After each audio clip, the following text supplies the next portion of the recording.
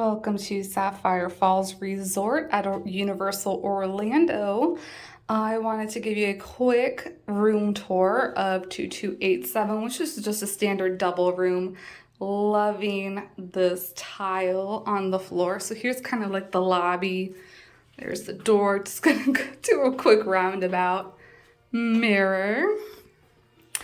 And you come into the room, and obviously you have your bed set up, beautiful view. I have a pool view, and then you have TV desk area, which is going to be very useful for myself since I'm here at a conference, but very well appointed.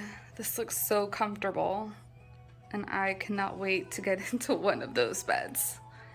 And then we have our beautiful vanity area. Hello!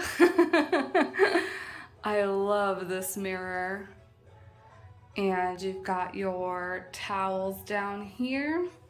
Very roomy bathroom here. Toilet, shower, very well appointed. So I am very impressed.